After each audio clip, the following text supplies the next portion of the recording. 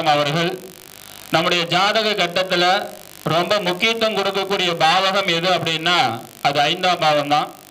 அந்த 5ஆம் பாவகம் நமது வாழ்க்கையில் என்னென்ன நன்மைகளை கொடுக்கும், அதில் இருந்து நம்ம சில சிக்கலை தீர்த்து வைப்பதற்கான நுணுக்கங்கள் 5ஆம் பாவத்தில் இருக்கக்கூடிய ரகசியங்கள் என்ன அப்படின்ற ஒரு அற்புதமான ஒரு விளக்கத்தை பற்றி உங்களுடைய உற்சாகமான கைத்தட்டலோடு இப்பொழுது அவங்க பேச வர இருக்கிறார்கள்.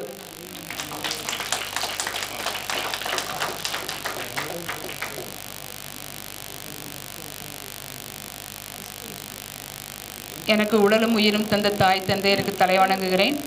ஜோதிட ஞானம் வழங்கிய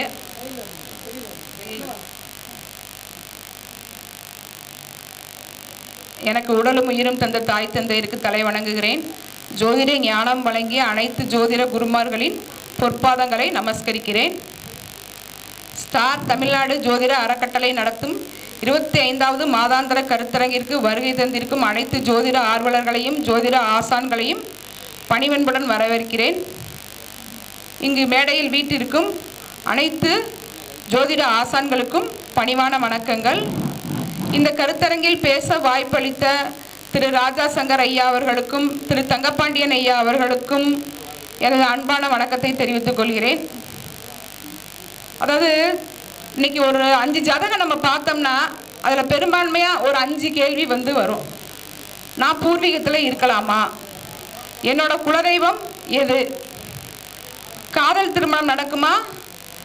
பெற்றோர்கள் ஏற்பாடு பண்ண திருமணம் நடக்குமா? அதுக்கடுத்து எனக்கு அதிர்ஷ்டம் இருக்கா? என்னோட குழந்தை எப்படி இருக்கும்? இல்லை எனக்கு எப்போ குழந்தை பிறக்கும்? என்னோட குழந்தையால் எனக்கு நன்மை? இப்படின்னு ஒரு 5 விஷயத்தை பிரதானமாக கேட்பாங்க. அதாவது பூர்வ புண்ணிய ஸ்தானப்படி, பூர்வ புண்ணிய பலப்படி ஒரு ஜாதகருக்கு இந்த ஜென்மத்தில் நடக்க வேண்டிய அனைத்து கொடுப்பனைகளையும் சொல்லக்கூடியது 5ஆம் பாவகம். இந்த 5ஆம் பாவகத்தில் பொதிந்துள்ள இந்த 5 கேள்விகள் பிரதானமாக ஜாதகம் பார்க்குற வர எல்லாருக்குமே இருக்கும். அதனால் இந்த 5 விஷயத்தை மட்டும் நம்ம ஒரு சின்ன ஆய்வு மாதிரி ஒரு சின்ன உரை நம்ம கொடுக்கலான்னு எனக்கு மனசில் ஒரு எண்ணம் வந்தது. அதாவது 5ஆம் இடத்துல சுபகிரகங்கள் இருந்தால் வாழ்க்கையில் ஜாதகருக்கு வெற்றி மேல் வெற்றி வந்துக்கிட்டே இருக்கும். 5ஆம் இடத்துல இருக்கிற கிரகங்கள் எந்த கிரகமும் ஜாதகருக்கு பெரும்பான்மையாக தீமையை செய்யாது. ஒரு 50% நன்மையை செய்யும். இப்போ 5ஆம் அதிபதி ஒரு ஜாதகருக்கு லக்னத்திலே இருந்தார் அப்படின்னா அந்த ஜாதகருக்கு செல்வாக்கு, புகழ், அந்தஸ்து, கௌரவம் இதை பற்றிய எண்ணங்கள் மிகைப்படுத்தலாக இருக்கும். தன்னோட குழந்தையை பற்றிய எண்ணம் மிகைப்படுத்தலாக இருக்கும். அதிர்ஷ்டத்தை பற்றிய எண்ணம் மிகைப்படுத்தலாக இருக்கும். பூர்வீகத்தை பற்றி எப்பயுமே பேசிக்கிட்டே இருப்பாங்க. குலகௌரவத்தை பற்றி அதிகமாக பேசுவாங்க. பூர்வீகத்திலேயே வாழணும்னு ஆசைப்படுவாங்க. பூர்வீகத்திலேயே வாழுவாங்க. பூர்வீகத்திலேயே வாழக்கூடிய அமைப்பு அவங்களுக்கு இருக்கும். தான் எங்கே போனாலும் தனக்கு கௌரவம் இருக்கணும்னு எதிர்பார்ப்பாங்க. தற்பெருமை அதிகமாக பேசுவாங்க. தன்னை பிறர் புகழணும்னு ஆசைப்படுவாங்க. இதே இது 5ஆம் அதிபதி 2ஆம் இடத்துல இருந்தாங்கன்னா அவங்க பேச்சை மூலதனமாக கொண்ட தொழிலில் வல்லவர்களாக இருப்பாங்க. பேங்கிங், ஆடிட்டிங், டீச்சிங், ஐடி இது சம்பந்தப்பட்ட துறைகள் அவங்களுக்கு சிறப்பாக இருக்கும். அதுபோக ஜோதிடம், புரோகிதம், மந்திர பிரயோகம் பண்ணுறது, குறி சொல்கிறது இதிலெல்லாம் அவங்க வல்லவர்களாக இருப்பாங்க. குடும்பமே குலத்தொழிலை செய்கிறதுக்காக பாடுபடுவாங்க. 2-5 சம்பந்தம் இருந்தால் பிற்காலத்தில் அவங்க குழந்தைகளோட ஆதரவோடு வாழக்கூடிய வாய்ப்புகள் அவங்களுக்கு இருக்கும். 2-5 சம்பந்தம் இருக்கிறவங்களுக்கு கண்டிப்பாக காதல் வெற்றி உண்டு. குடும்ப உறவுகளையே அத்தை பிள்ளை, மாமா பிள்ளை இப்படி உறவுகளையே திருமணம் நடக்கக்கூடிய அமைப்பு அவங்களுக்கு இருக்கும். அதே மாதிரி அதாவது குலதெய்வம் அவங்க நாக்கில் பேசும். அவங்க குலதெய்வ கோயிலில் குறி சொல்கிறவங்களாக இருப்பாங்க. இல்லை ஏதாவது ஒரு கோயிலில் குறி சொல்கிறவங்களா இருப்பாங்க. 2-5 சம்பந்தம் இருக்கிறவங்களுக்குலாம் அந்த வாக்குப்படிதம் மிகுதியாக இருக்கும். எப்பயுமே ஒரு சொல் சொன்னாங்கன்னா அந்த சொல்லை வெல்லக்கூடிய பிரிதோர் சொல் இல்லாத ஒரு வார்த்தையை அவங்க பயன்படுத்தி நல்லா தெளிவாக திடகாத்திரமாக நம்பிக்கையோடு பேசுவாங்க. அவங்க ஒரு சொல்லிட்டாங்கன்னா அந்த சொல்லை எதிர்த்து பேசுறதுக்கு ஆளே இருக்காது. அந்த அளவுக்கு அவங்களோட வாக்குக்கு மதிப்பு மரியாதை இருக்கும். அவங்களுக்கு பங்குச்சந்தை மூலமாக வருமானம் வரும். அதாவது அன்றாட ட்ரேடிங்னு சொல்லுவாங்க பார்த்தீங்களா, இன்னைக்கு காலையில் உள்ள பங்கு நிலவரப்படி வந்து பணம் கட்டுவாங்க, அதுக்குள்ள வந்து லாபம் சம்பாதிப்பாங்க. அந்த மாதிரி அவங்களுக்கு வந்து எந்த வழியில் லாபம் வரும்னு கிடையாது, பல வழிகளில் லாபம் வரும். குடும்பமாக சேர்ந்து பாடுபடுவாங்க. வருமானத்துக்கு வந்து கஷ்டப்படக்கூடிய சூழ்நிலைகளே அவங்களுக்கு இருக்காது. இப்போ 3-5 சம்பந்தம் இருக்குது அப்படின்னா, அதாவது 3ஆம் இடங்கிறது வந்து இளைய சகோதரத்தை வந்து சொல்றது. ஜாதகரோட அனைத்து நன்மைகளையும் வந்து இளைய சகோதரன் தான் பெரும்பான்மையாக வந்து அனுபவிப்பாங்க. ஒரு வைத்தியம் செஞ்சதுக்கு அப்புறம் தான் அவங்களுக்கு வந்து குழந்தை வந்து பிறக்கும். இப்போ அவங்க காதல் படுறாங்கன்னா அந்த காதலில் ஒரு காமம் இருக்கும், இல்லை ஏதாவது ஒரு உள்குத்து வந்து இருக்கும். அப்படிதான் அவங்களோட உள்ளுணர்வு வேலை வந்து செய்யும். அதே நேரத்தில் அவங்க வந்து பூர்வீகத்தில் வாழ மாட்டாங்க. குறைஞ்சது ஒரு 30 கிலோமீட்டர் 40 கிலோமீட்டர், அதிகபட்சம் 50 கிலோமீட்டர் சரௌண்டிங்ஸில் பூர்வீகத்தை சுற்றி தான் அவங்க வந்து வாழ்வாங்க. அந்திம காலத்தில் தன்னோட வயதியுகத்தில் கண்டிப்பாக அவங்க வந்து பூர்வீகத்தில் செட்டில் ஆகிடுவாங்க. அவங்களுக்கு எந்த ஒரு குறை இருந்தாலும் அவங்க வந்து அதை பற்றி கவலைப்பட மாட்டாங்க. 3-5 சம்பந்தம் இருக்கிறவங்களுக்கு எப்படி இருந்தாலும் வாழ்வாரம் வந்து நல்லாவே வந்து இருக்கும். உடன் பிறந்தவங்களோட ஆதாயம் கண்டிப்பாக வந்து உண்டு. இது இன்னொரு விஷயம் என்ன அப்படின்னு வந்து கேட்டிங்கன்னா, இந்த 3-5 சம்பந்தம் இருக்கிறவங்க வந்து பங்கு சந்தையில் ரொம்ப அதிகமாக வந்து கான்சன்ட்ரேஷன் பண்ணுவாங்க. அவங்க வந்து இந்த குறுகிய கால இன்வெஸ்ட்மெண்ட்னு சொல்லுவாங்க பார்த்தீங்களா, 10 நாள் 15 நாள் ஏதாவது ஒரு ஷேரை வாங்கி வச்சுக்குவாங்க. டபால்னு விலை வந்தோடனே அதை கொடுத்துட்டு அடுத்த ஷேர் வந்து வாங்குவாங்க. குறுகிய கால இன்வெஸ்ட்மெண்ட் பண்ணி அவங்க வந்து அதிர்ஷ்டம் சம்பந்தப்பட்ட விஷயங்கள்ல தனக்கு வந்து ஆதாயம் தேடிக்குவாங்க. அதே மாதிரி 3-5 சம்பந்தம் இருக்கிறவங்களுக்கு எப்பயுமே வந்து வைத்தியம் செஞ்ச பிறகுதான் குழந்தை பிறக்கக்கூடிய சூழ்நிலைகள் உருவாகும். இந்த யூடியூப் சம்மந்தப்பட்ட விஷயங்கள்லாம் 3-5 சம்மந்தம் இருக்கிறவங்க நல்லா டாப்பாக வருவாங்க. ஒரு வீடியோ போட்டோம்னா ஒரு 5 நிமிஷத்தில் வந்து 1000-2000 வியூஸ் போகும் பார்த்தீங்களா. 1 ஹவர்லேயே வந்து ஒரு 5000 10,000 இந்த மாதிரிலாம் வியூஸ் போகுங்களா. அவங்களுக்குலாம் வந்து 3-5 காம்பினேஷன் வந்து இருக்கும். அதுமாதிரி 4-5 காம்பினேஷன். 4ஆம் இடங்கிறது வந்து சொத்து, தாய், வண்டி, வாகனம், கற்ற கல்வி, இதெல்லாம் வந்து நமக்கு சொல்கிற இடம். 4-5 சம்பந்தம் இருக்கிறவங்களுக்கு கற்ற கல்விக்கு தகுந்த மாதிரியான வேலை உத்தியோகம் வந்து கிடைக்குங்க. அவங்களோட குலத்தொழிலே வந்து அவங்க படித்த படிப்புக்கு தகுந்த மாதிரி தான் இருக்கும். அதே மாதிரி விவசாயம், கால்நடைகள், பண்ணை தொழில், இதெல்லாம் வந்து அவங்களுக்கு ரொம்ப செட் ஆகும். அதே மாதிரி இப்போ அவங்களுக்கு ஒரு காதல் வருதுன்னு வச்சுக்கோங்களேன், 4-5 சம்பந்தம் இருக்கிறவங்க இவங்களுக்கு எவ்வளோ சொத்து இருக்கும், ஃப்யூச்சரில் இவங்களோட வருமானம் எப்படி இருக்கும் அப்படின்னு ஒரு கால்குலேஷன் போடுவாங்க. ஏன்னா 4க்கு 5ல் 2 வந்து 5 தானே. அதனால் வந்து வருமானத்தை பற்றியும் ஒரு மனக்கணக்கில் தான் அந்த காதலே வந்து உருவாகும். அதுமாதிரி 4-5 சம்பந்தம் இருக்கிறவங்க பெரும்பான்மையாக வந்து கற்ற கல்விக்கு தகுந்த ஒரு தொழில் நிறுவனத்தை வந்து தானே வந்து உருவாக்குவாங்க. தாயால் அவங்களுக்கு வந்து நல்ல அனுகூலம் வந்து உண்டு. தாய் வழி சொத்து மூலமாக அவங்களுக்கு வருமானம் வரக்கூடிய சூழ்நிலைகள் இருக்கும். அவங்களுக்கு பூர்வீகத்திலேயே வாழக்கூடிய அமைப்பும் இருக்கும். இப்போ 5 குடையவன் வந்து 4ல் இருந்துச்சு அப்படின்னா அவங்களுக்கு வந்து பெரும்பான்மையாக பூர்வீக சொத்து வந்து பயன்படாது. அப்போ அப்படி இருக்கிறவங்க அதை வந்து வேற யாருக்காவது வந்து கொடுத்துட்டு வித்துட்டு அதுக்கு அவங்களோட சுய உழைப்பில் வர்ற மாதிரி ஒரு சொத்தாக வந்து அவங்க வந்து அதை வந்து மாற்றிக்கிட்டால் அவங்களோட லைஃப் வந்து நல்லா இருக்கும். அது மாதிரி 5-6 காம்பினேஷன் வந்து ஒரு மன உளைச்சலை கொடுக்குற காம்பினேஷன் வந்து சொல்லலாம். 5-6 காம்பினேஷன் இருக்கிறவங்க பெரும்பான்மையாக வந்து பூர்வீகத்தில் வாழக்கூடிய வாய்ப்புகள் குறைவு. பூர்வீக சொத்தால் கடனாளி ஆகுவாங்க, இல்லை பிள்ளைங்களுக்கு படிக்க வைக்கிறதுக்காக பிள்ளைங்களோட எதிர்காலத்துக்காக கடன் வாங்கி கடனாளியாகுவாங்க. இந்த 5-6 காம்பினேஷன் இருக்கிறவங்க என்ன பண்ணுவாங்கன்னா, குலதெய்வத்துக்கு வந்து செய்ய முடியாத ஒரு வேண்டுதலையோ ஒரு பிரார்த்தனையோ வச்சிருவாங்க. குலதெய்வத்துக்கு இல்லை, எந்த தெய்வத்துக்கும் செய்ய முடியாத ஒரு பிரார்த்தனை வைப்பாங்க. இப்போ அவங்களோட மாதாந்திர வருமானமே வந்து ஒரு 20,000-25,000 இருக்கும். ஆனால் அவங்க வந்து ஒரு 2 லட்சம் 3 லட்சம் செலவு பண்ணி செய்யக்கூடிய ஒரு பிரார்த்தனையோ வேண்டுதலையோ வந்து வச்சிருவாங்க. அதுமாதிரி குலதெய்வ கோயிலுக்கு வந்து நிறைய வந்து வரவு செலவில் வந்து ஏதாவது குளறுபடி பண்ணவங்களாக வந்து இருப்பாங்க. சில பேர் குலதெய்வத்துக்குன்னு ஒரு உண்டியல் வச்சுருப்பாங்க, கஷ்டம் வரும்போது அதை எடுத்து செலவு பண்ணிடுவாங்க. இவங்களுக்குலாம் 5-6 காம்பினேஷன் வந்து இருக்கும். இவங்களுக்கு வரக்கூடிய காதல் எப்படி இருக்கும் அப்படின்னு கேட்டிங்கன்னா, பொருளாதார தேவையை நிறைவு செய்யக்கூடிய காதலாக ஒருத்தர் கிடைச்சாருன்னா மட்டும்தான் அவங்க கூட வந்து காதல் வந்து அவங்களுக்கு நீடிக்கும். இப்போ பொருளாதாரம் அவங்கக்கிட்ட இல்லை அப்படின்னா அவங்களுக்கு அந்த காதலே வந்து நில்லாயிரும். அதுமாதிரி 5-5 சம்பந்தம் இருக்கிறவங்களுக்கு எப்படின்னா குறைஞ்சது 5 காதல் வந்து வரும். அவங்க தான் வந்து குலதெய்வ கோயிலில் நிர்வாகியாக இருக்கணும்னு ஆசைப்படுவாங்க. ஏதாவது ஒரு கோயிலில் கண்டிப்பாக அவங்க வந்து நிர்வாகியாக வந்து இருப்பாங்க. செல்வாக்கு உண்டு, கௌரவ பதவி உண்டு. 5 காம்பினேஷன் வந்து ரொம்ப சிறப்பான காம்பினேஷன். உண்மையிலேயே 5ல் வந்து ஏதாவது அசுப கிரகங்கள் நெகட்டிவ் பிளானட் இருந்தால் ஒரு 50% கண்டிப்பாக அவங்களுக்கு நன்மை உண்டு. 5-7 சம்பந்தம் வந்து காதல் திருமணம் அப்படின்ற ஒரு கான்செப்ட் இருந்தால் கூட அவங்களோட வாழ்வாதாரம் வந்து 2வது குழந்தை பிறந்ததுக்கு அப்புறம் தான் அதிகமாக வந்து உயரும்.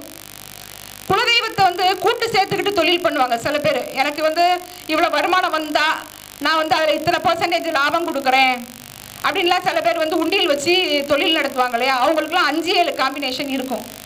கண்டிப்பாக இவங்களுக்கு காதல் திருமணம் வெற்றியை கொடுக்கும். இவங்களுக்கு வந்து 2வது குழந்தை பிறந்ததுக்கப்புறம் அவங்க வாழ்வாதாரத்துக்காக பூர்வீகத்தை விட்டு வெளியில் போவாங்க. 5-7 காம்பினேஷன் ஓரளவுக்கு நல்ல ரிசல்ட்டை கொடுக்குறது தான். இந்த மாதிரி அமைப்பில் இருக்கிறவங்க காதல் திருமணம் பண்ணவங்க நல்ல வாழ்க்கையில் சிறப்பான மேன்மையான பலன்களை அடைவாங்க. அது மாதிரி 5-8 காம்பினேஷன் வந்து குலதெய்வ கோபம் அப்படின்னு நம்ம சொல்லலாம். அதாவது குலதெய்வத்துக்கு ஏதாவது வேண்டுதல் வச்சுட்டு செய்யாமல் வந்து போகிறது, இல்லை குலதெய்வமே வந்து தெரியாமல் போகிறது, இல்லை பூர்வீகமே தெரியாமல் போகிறது.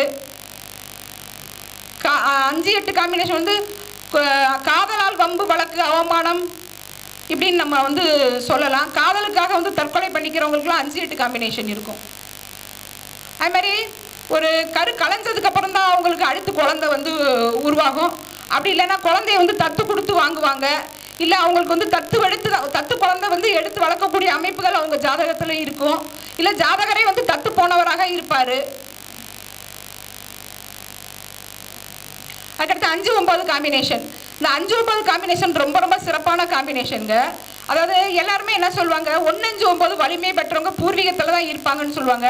ஆனால் என்னோட ஆய்வில் 1-5-9 வலிமை பெற்றவங்க 1-5 சம்மந்தம் இருக்கிறவங்க பூர்வீகத்திலே இருக்காங்க. ஆனால் 5-9 சம்மந்தம் இருக்கிறவங்க கண்டிப்பாக தன்னோட வளர்ச்சியை நோக்கி வெளியூர் வெளிநாடு வெளிமாநிலம் போகிறாங்க. இப்போ ஏதாவது ஒரு கோயில் இருக்குங்க, அந்த கோயிலுக்கு வந்து கும்பாபிஷேகம் பண்ண முடியலை அப்படின்னு நினைக்கிறவங்க இந்த 5-9 காம்பினேஷன் இருக்கிறவங்கள ஒரு செயலாளராகவோ ஒரு பொருளாளராகவோ ஒரு தலைவராகவோ போட்டாங்கன்னா கண்டிப்பாக அந்த கோயிலில் வந்து கும்பாபிஷேகம் நடக்குதுங்க.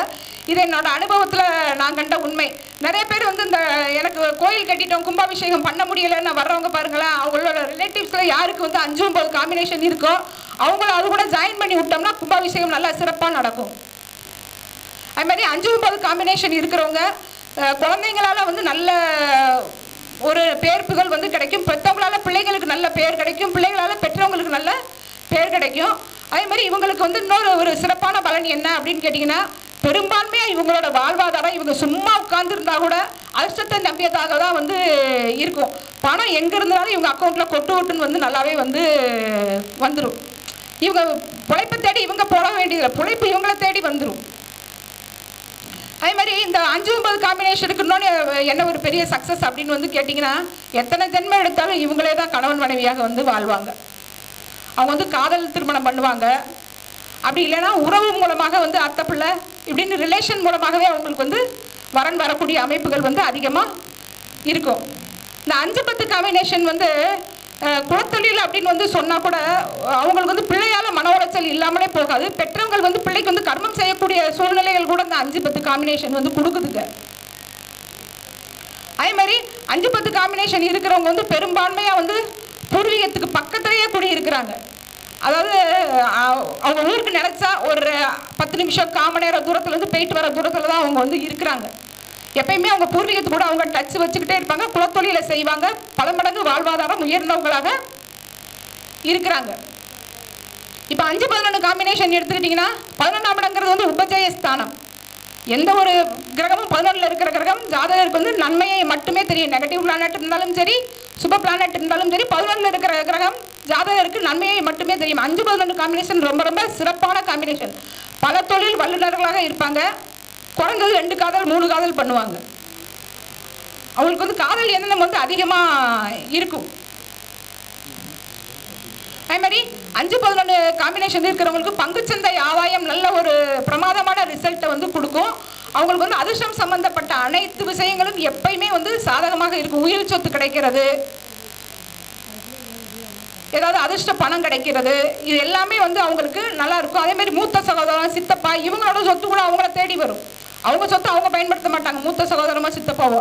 இந்த 5-11 காம்பினேஷன் இருக்கிறவங்களுக்கு ஆட்டோமேட்டிக்காக அது தேடி வந்துடும். அது மாதிரி 5-12 காம்பினேஷன் வந்துங்க குலதெய்வ சாபம், இவங்களுக்கு வந்து பூர்வீகம் தெரியாது, குலதெய்வம் தெரியாதுங்க. பூர்வீகத்தை விட்டு வெளிநாட்டில் வெளி மாநிலத்தில் தான் வந்து அதிகமாக வந்து வாழ்கிறாங்க. வைத்தியத்துக்கு பிறகு தான் குழந்தை வந்து பிறக்குது. குழந்தை பிறந்தாலும் பிள்ளைய பிரிஞ்சு தான் அவங்க வந்து வாழ்கிறாங்க. பிள்ளைங்க வந்து தாத்தா வீட்டில் வளர்றது, பாட்டி வீட்டில் வளர்றது, இந்த மாதிரி தான் இருக்கும். காதல் இவங்களுக்கு சாதகமான பலனை தருவது இல்லை. அதே மாதிரி அதிர்ஷ்டத்தால் நம்பி ஏமாந்து போகிறது. எங்கேயாவது வந்து இந்த ஒரு 1 லட்ச ரூபா கொடுத்தா அதுக்கு வந்து 10 நாள் 20 நாள் வந்து 3 லட்சம் பணம் கொடுக்குறாங்க அப்படின்லாம் ஏமாந்து போவாங்க பார்த்தீங்களா. அவங்களுக்குலாம் வந்து 5-12 காம்பினேஷன் இருக்கும். இப்போ நான் பேசுனதுல யாருக்குனாலும் ஏதாவது டவுட் இருக்குதுங்களா?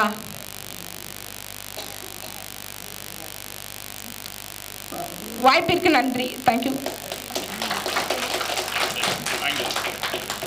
மிக சிறப்பான முறையில் 5ஆம் பாவகம் 9ஆம் பாவ தொடர்புகள் எப்படி இருக்கும், எப்படி அமைந்தால் என்ன பலனை கொடுக்கும் அப்படின்ற ஒரு விஷயத்துல ரொம்ப அழகா அற்புதமான முறையில் நுணுக்கத்தை கொடுத்த ஆனந்தி மேடம் அவர்களுக்கு இப்பொழுது பூங்குடி மேடம் அவர்கள் பொன்னாடி போட்டி சிறப்பு செய்யுங்க. நீங்களும் வாங்க மேடம்.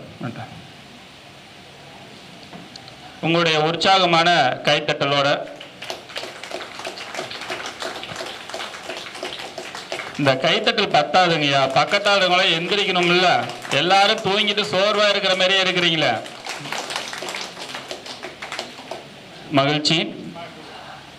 இவங்க சொன்ன மாரி 5ஆம் பாவகம் அப்படின்ற ஒரு தன்மைக்கு ஒரு சிம்பிளா நம்முடைய திருமண வாழ்க்கை எப்படி அமைத்து கொடுக்கும் அப்படின்ற ஒரு விஷயத்துக்கு 5ஆம் பாவத்துக்கு நெருங்கிய தொடர்பு உண்டு. நம்முடைய லக்னத்திற்கு ஒரு ஆண் பெண் லக்னத்திற்கு 1, 5, 9 ராசிக்கு 1, 5, 9 இந்த ராசியில் அமைந்ததுன்னா கணவன் மனைவியாக அமைந்தாங்கன்னா பூர்வீக பந்தத்துல போன ஜென்மத்துல தொடர்பு இந்த ஜென்மத்தை தொடர்ந்திருக்கிறது அப்படின்ற ஒரு விஷயத்தை அழகாக நாம் தெரிந்து கொள்ள முடியும். உங்களுடைய லக்னத்துக்கு உங்க ராசிக்கு 6, 8 லக்னமோ 6, 8 ராசியோ வந்துருச்சு அப்படின்னா போன ஜென்மத்துல பழி தீர்க்க முடியல, இந்த ஜென்மத்துல பழி தீர்க்கிறதுக்கோசரம் கணவன் மனைவியாக வந்திருக்காங்கன்னு அர்த்தம். ஸோ இப்போ உங்களோட ஜாதகத்தோடைய வாழ்க்கை வாழ்வாதாரம் எப்படி இருக்குன்றது இந்த லக்னமும் திரிகோணமே தீர்மானிச்சு சொல்லிடும். உங்களுடைய குணாதிசயங்கள்ல இதிலேயே ஒப்பிட்டு பாருங்க, நல்லாவே தெரியும். அதே மாதிரி ஒரு ராசிக்கு லக்னத்துக்கு ஆண் பெண் கேந்திர ஸ்தானத்துல உட்கார்ந்தது அப்படின்னா கண்டிப்பா திருமண வாழ்க்கைக்கு அப்புறம் ஒரு உயர்ந்த நிலை கண்டிப்பா அடைவாங்க. உங்கள் ராசிக்கு 7ஆவது ராசியோ 4ஆவது ராசியோ 10ஆவது ராசியோ வந்ததுனால் உங்கள் லக்னத்துக்கு உங்கள் லக்னமோ 4ஆவது லக்னம் 7ஆவது லக்னம் 10ஆவது லக்னமா வந்துச்சு அப்படின்னா கண்டிப்பாக திருமண வாழ்க்கைக்கு அப்புறம் உயர்ந்த நிலை உறுதியாக அமையும் அப்படின்ற ஒரு தன்மைகள் உண்டு. அப்ப நம்முடைய ஜாதகத்துல எந்த மாரி அமைப்பாற்றல் இருக்கும் அப்படின்ற ஒரு விஷயத்தை அழகா சிறப்பான முறையில் விளக்கத்தை கொடுத்தாங்க.